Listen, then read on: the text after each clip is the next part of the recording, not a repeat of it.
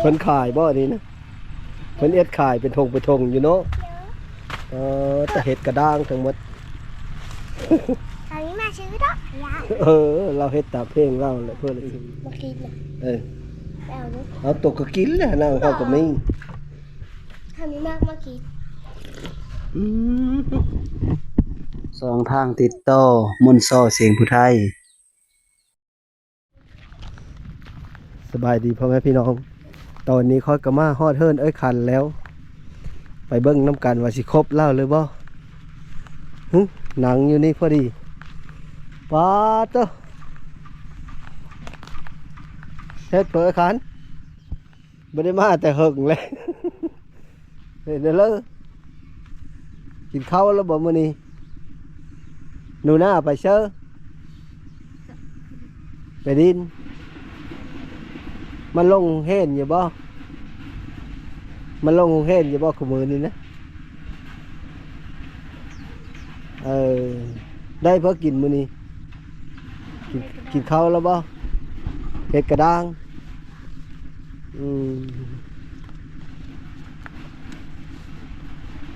ได้เพราะก็มีพี่เลยคันเนี่ยพอได้ซื้ออันซื้อหันซื้อนี้กินนะ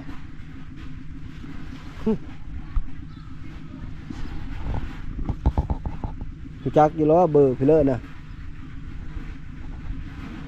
ทำให้จะเจอได้เด้อซื้ออันกินเด้อยังอยู่บ่เกิดแป้งโน่พี่เลยนะฮะเกิดแป้งโน่ยังอยู่บ่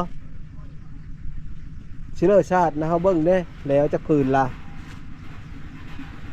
แล้วจะผืนแล้วเจ้าสารชาตินะว่าแล้วพบว่ายิ้มจะทันยิ้มจะหุบทันแล้วผัดเงินเธอแล้วผัดยิ้มจะเงินอยู่ได้จากผืนและสารชาตินะบางครั้งบอกว่าเลยบาทนี่เลยยิ้มจะหุบท่านผู้นำอยู่ฮันเงินบุญ20,000เธอกับเงินก้อนนี่แหละนี่ก็ขายบ่อนี้นะเห็ดขายบ่ถ้าเห็ดกระด้าง3 ถุงยังบ่หมดถามมื้อนี้ก็ว่ากินเห็ดกระด้างนี่นะพี่น้อง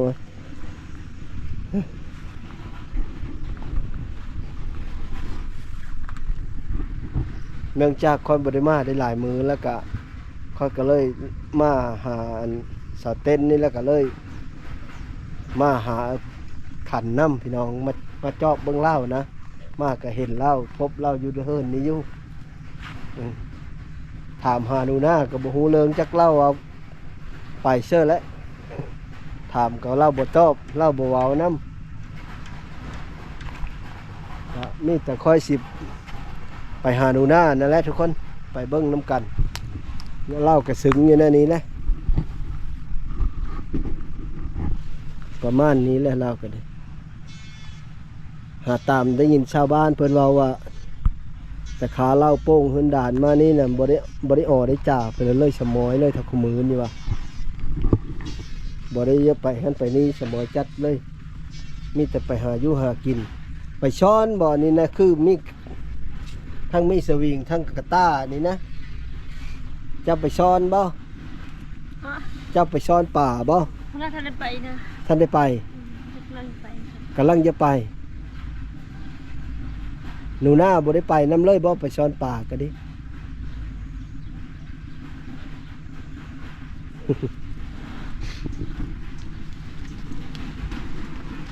ไปเล็บบ้างเดี๋ยวห้องน้ำเดี๋ยวไปยั่งเพราะก็บริมาแต่โดนแล้วพี่น้องมาเบิ่งน้ำกันแล้วสารชาติได้โชค3 พื้นพอได้หายเยอะเขาเยี่ยมเบิ่งกะมันนั่นเราหนังอยู่หันก็เลย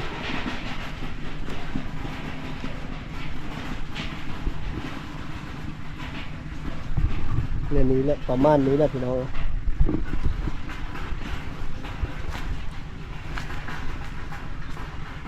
เธอเบิ่งน้ำบอลเราอยู่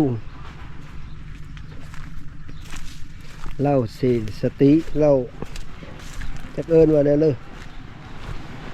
โรคไปเลยจิตเวช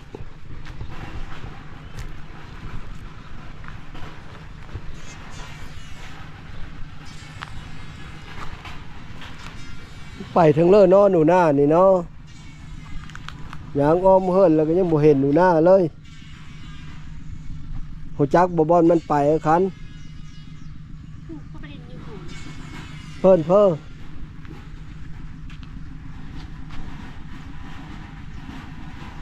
นมันไปนะเพิ่นเมะซ่อนบ่เพิ่นเมะซ่อนมันไปอยู่บ่เก้าว่ามันย่าไปแล้วเพิ่นเมะซ่อนเจ้ากินแล้วบ่เข้ามื้อนี้นะกินแล้วเนาะกินเห็ดกระด้างเนาะหนูหน้ามานอนเฮิรนคู่คืนบ่มานอนน้ำเจ้าคู่คืนบ่หนูหน้านะ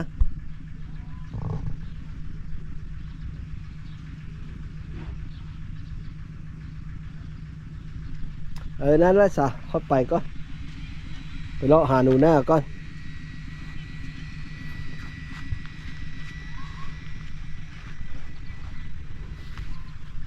ค่อยกับปะรถไว้อยู่ปุ๊บเต็มนะยันทาบดีค่อยกระปบแล้วแหละ ไปหาหนูหน้าน้ำกันทุกคนไปพุ่นแล้วไปเอารถอยู่ไก่พุ่นแล้ว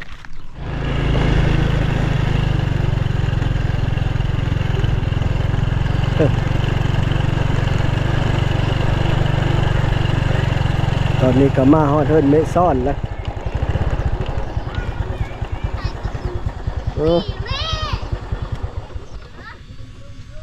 เชื่อหนูหน้านะเห็นบ่แม่ฮะเลนล่ะมีซูมาเลยจักแม่เบิ่งหมู่สูงแจ๊กแม่สูงแจ๊กเขาอดบ่มาแล้วเห็นดินอยู่นำดินหอนอยู่ละมาเอาขนมอันนี้หน้ามาแล้วก็ไปจุ่มเดี๋ยวให้แล้วก็ยายขนมมากายเคยชื่อกับเหม็นข้าวโพดยายขนมเพื่อแล้วก็ไอ้เจอกินข้าวเม็ดแม่ก็แก้ห้องน้ำเลยแก้ห้องน้ำแล้วก็เอาจมูกทุกน้ำนี่มันมีมาเลยเดี๋ยวนี้เนาะไปทั้งเลยฉันเนาะพี่เลยเช็ดชับแล้วก็เอาจมูกเอาเรือฮุกแล้วก็ไอ้ปลายมือถ่ายชงแม่เบาแล้วก็เลนมือถ่ายชงแล้วก็มาดิ้นอีกกับมันก็ไปอีกดูขำ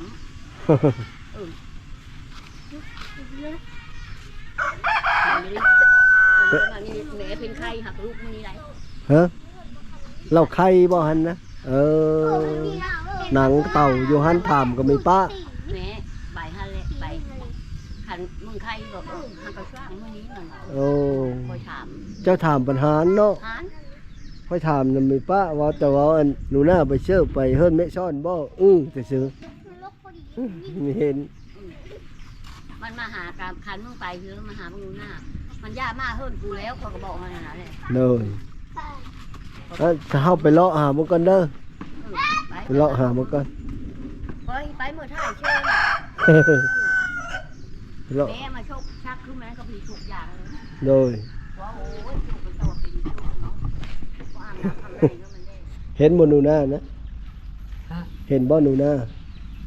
จักกินน้ำตาลมาดิ้นน้ำหลานตัวนี้บ่มันมาดิ้นน้ำหลานนี่บ่กินเนี่ยมาแล้วมันไปทั้งเลยมันไปเสื่อมันเปลี่ยนตอนนั้นน่ะดิ้นอยู่ในนี้บ่ดิ้นอยู่ในเฮิรนนี้ดิ้นเงินข้าหันเหมือนดิ้นทางคุณเพิ่นข้าเหมือนดิ้นเพิ่นวะเพิ่นข้าเพิ่นอีกข้ามันปลาเสือมันเมินบ่มีเห็นได้อยู่เพิ่นมันได้ไปทำหาก็เด้อไปเลาะหาหนูหน้าก็เห็นบ่หนูหน้าเห็นบ่หนูหน้าฮะเพิ่นฮะ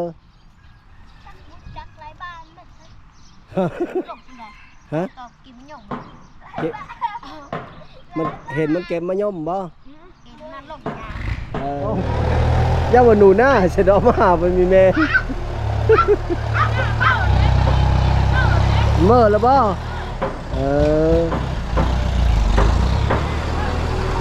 ได้ยินในคู่เพิ่นเว้าเมื่อแล้วว่า มันมาเบิ่งรถดูดนี่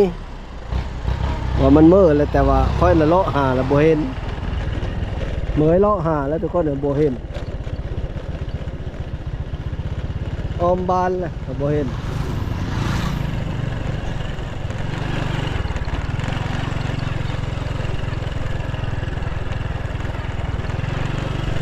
ออมบ้านหาหนูหน้าก็บ่เห็นไปทั้งเลิก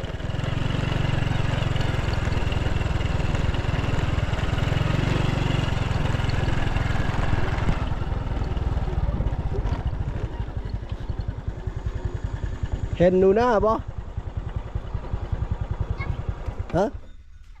มันไปทั้งเลิกหนูหน้านะเชื่อเฮินมันนะ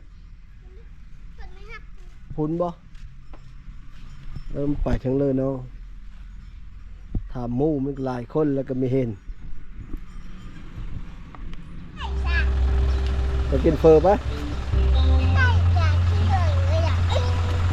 ฮะ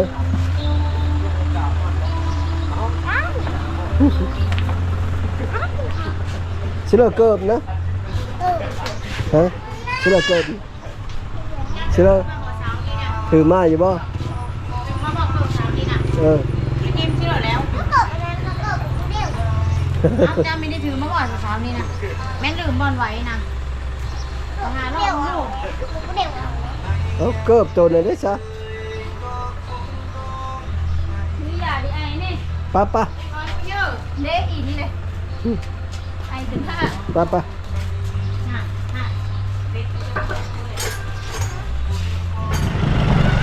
โทษทีก็เลยตะกะท่านโตหนูหน้าโทษทีระวังรถพี่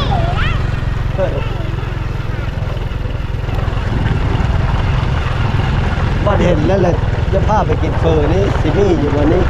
พระเจ้าขายอยู่นู่นนั่นเลยบ้าง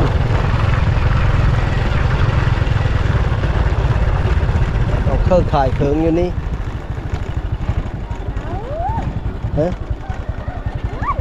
เขามาขายเกินมั้ย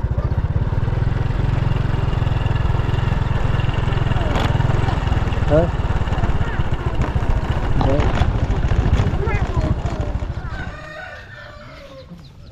เกือบกับบ่มีเนาะโอ้ย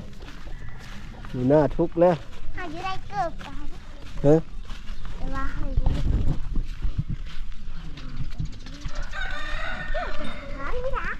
เนาะสบายดีพาหนูหน้ามากินเฟอร์นี่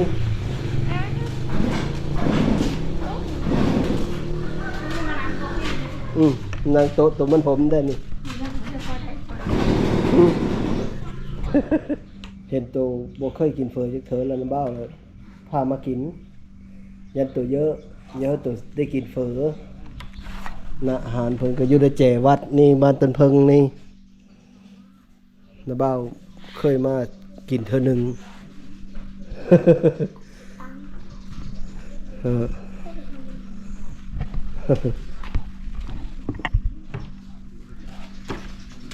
กาเมิดวันนี้เมิดบ่บ่เมิดเอาเมื่อให้แม่โตเด้อเสื้อถุงยางเมื่อให้แม่โตปรุงเป็นบ่นี้ปรุงก็บ่เป็นช้ำแล้วเบิ่งน้าบ่าวสิปรุงเฮอปรุงแล้วปรุงก็ปรุงมาสิปรุงมาซะปรุงเอาเด้ออันน้อยบ่โยแล้วโตแล้วเสื้อเก๋อน่ะกับแป้งโน่เสื้อช้ำนั้นบ่ซะโยเสื้ออีใช่นี้บ่เสื้ออีก็ได้น้ำตาลมันนี่น้ำตาลมันมีโถได้ช้ำนั้นเสื้ออีโอ้อย่าโพดจังเลยเบิ่งตื่มอีตื่มอีบ่ตื่มอียังน้อยอยู่ทำจับป้อยจ้ะเนาะตอนเปิดมันก็มีผักกับย่างดี ตัวนี้เด้มะขวิด เมื่อกี้มีเอ้า เสื้อมะขวิดตัวนี้เอาสักนะเอา เสื้อมะขวิดจริงโบงมันมีแหละ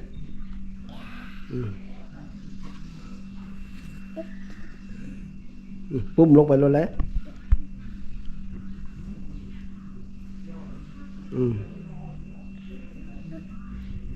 พอแจ๊ะน้ำปลาน้ำซีอิ๊วมันเอาเชื่อน้ำปลาเชื่ออีก นี่ชุ่มนี้เลย เอาไปเป็น เอาเว้นเพื่อกับสำหรับกินอุ้ยหนักมันเองหนัก นั่นแหละเนี้ยไปเลอะนะ อันนี้บอก โอ้นานกันเนี้ยเซอร์ได้ตัวนั้นเซอร์กับบลายเบิกสีเซอร์เฮ้ยยันมันนะฮะเขาเซอร์เฮ้ยหมดแล้วอันแซ่บบ่ซิมมาก่อนเขาบอกกินดอกเขากินข้าวแล้วมาเขาซีซิมมันก่อนมันสิเผ็ดสำใด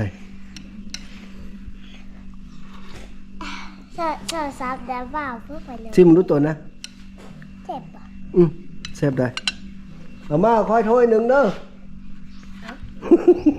ซิมเบิ่งผัดแซ่บ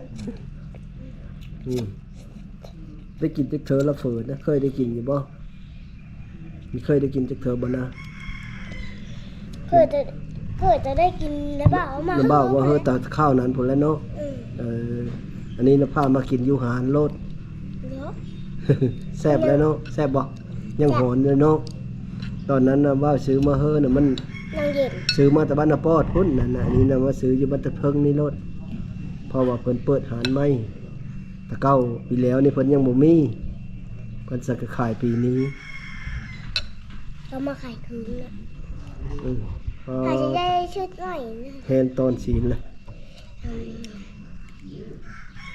เย็ดพอสุดเก่าก็หนูไปเลย มันบ่มีผู้เฮอละ กระปุกตก ฮะ น่ะกระปุกตก กินข้าวอันกินไว้ๆเด้อตัวน่ะเด้อกินแล้วก็ข้าวสีมื้อส่งมื้อนอนนำแม่คู่มือแล้ววะแม่ตัวบ่ได้ไปหาซ่อนหาไปแล้วบ่คู่มือนี่ฮะเราไข่บ่เราไข่ก็บ่อยู่นำเรา นั่นดีอ่ะ ฮะ นั่นดีอ่ะ เนาะแม่ค้าก็ดิ รู้เปล่าพี่ แม่ค้าก็ย่านคำพี่เลยย่านเฮาลูกค้าแม่ค้าก็ดิเบิ่งดูตัวนี้โทร30เด้อพี่น้องสดๆยังบ่ทันได้ปรุงพุ่นเลยกินเฟอหันสาวทองย่านก็บ่พบเนาะย่าเสียซะซิมแล้วบ่ซิมมึงดู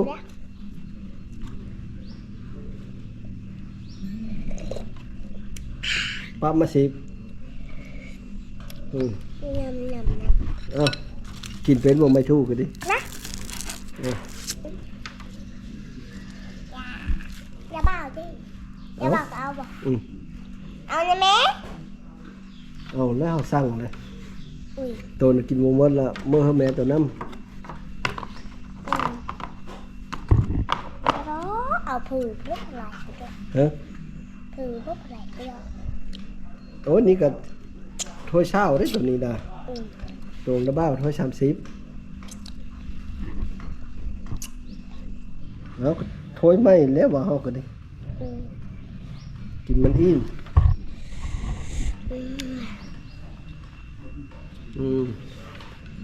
ตอนศีลแซ่บบ่ยกโป้ยดูสุดยอดเลยหนักค่ะน่ากินอยู่แล้วพี่น้องเป็นแต่แซ่บน้ำอยู่นะก็จังถ้ามีว่าบ่จะกินแล้วผัดเห็นหนูน่ากินซีมันผัดแซ่บก็เลยสั่งเอาผักมันก็สดลาวเฮาผักนะกินมันเมิดได้เด้อ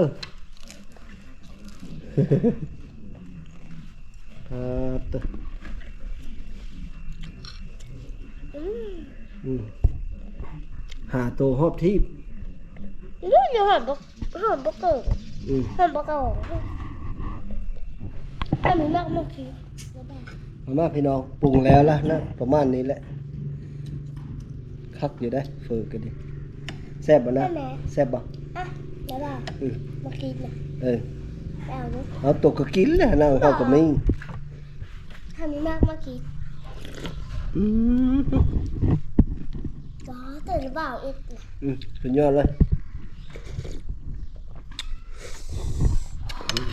เดี๋ยวบ้า ดึกเอาเลยยังหอนบ่ หอนดิ กินเลยมันขำก่อนได้ทางเขาจะเมิน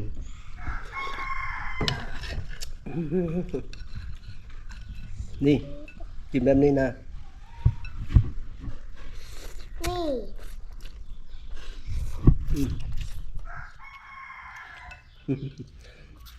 ใช่ปะ สุดยอดเลย นี่ ดับเลยแล้วบ้างแล้วบ้างดับแล้ว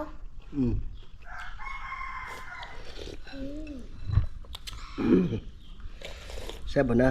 แซ่บตาเป็นขาวเลยแล้วบ้างตาเป็นขาวตาเขาไปยืนออก กลับนะแม่กะปิเลย ถ้าเอาพักขลับก็ได้บ่ ได้ เฮ้ยกะปิก็ได้เนาะเอาพักขลับนี่เดี๋ยวมา กินเฮ้ยเอามาควิดพี่นี่แนวมัน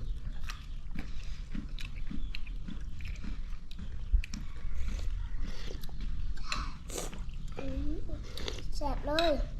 ชด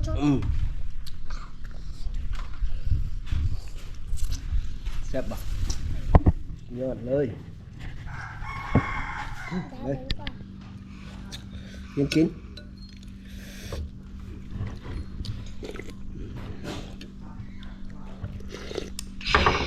เผ็ดบ่ เผ็ดไม่เคยเสิร์ฟกินหลาย เจ้าเชื่อเองเนาะเจ้าปรุงเอง แล้วเปล่าดูจ้ะ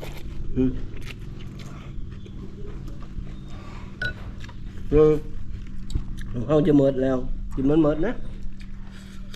เยอะอันเท่ากับนี้จะหมดแต่ว่าอันเท่าไม่ถูกจะเอามือนั่นเลย เอาหมดกระลึงแต่โตมันยังบ่หมดอยู่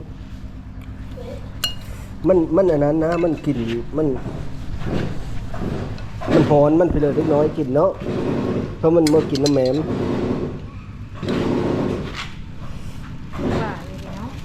มาส่งมันก่อนเราจะไปทางพุนไปทางนี้แล้วเนี่ยไปมันเข้าทางลัด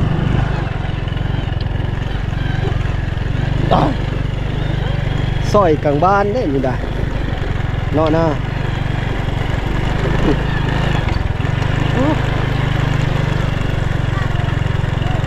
ฮะบ่ได้กินข้าวเลยมื้อนี้นะก็ดีแล้วกินเฟิร์นแล้ว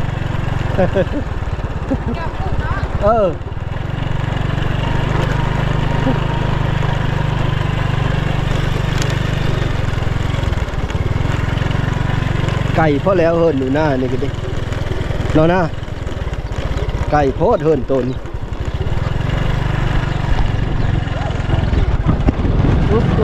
โอ้แบตก็จะหมดละแบตจะหมดละ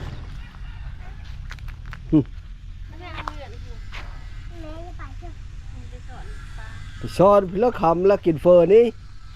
ไปซื้อเฟอร์มาเฮ้นี่ซื้อกับซื้อเฮ้หนูหน้านั่นแหละมันกินน้อยนึงมันกินมีมดมันกินได้แต่เพชรเลยก็เลยค่อยกะเพราเยอะเมื่อได้เขามันเอามาสู้เจ้ากินเอาถ้วยมาสู้ลูกกินนะแม่มันยังเยอะอยู่เอามาให้แม่ตัวถือท่าตัวไปเอาถ้วยเฮ้มันคุยเสียได้ขันกินทบมันยังหอนนี่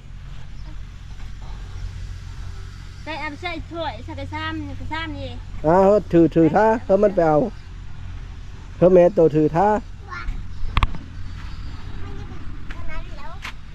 ถ้วยบ้งก็มาเฮ้ละกินแม่ เฮ็ด เพิ่นขายบ่นี่นะเพิ่นเอ็ดขายเป็นธงเป็นธงอยู่เนาะแต่เห็ดกระด้างทั้งหมด ตอนนี้มาซื้อดอกยา เราเฮ็ดตามเพลงเราแหละเพื่อเลยซื้อเฮาเมื่อได้เสยเด้อแล้วคันกินเสยเด้อมันคุยเสยได้หันใดเด้อเนาะเต็มถ้วยนึงได้ทอนนะเฮาเมื่อแล้วเด้อสุดท้าย สุดท้าย โอ้ตะถง อ่ะ ขอขอบใจ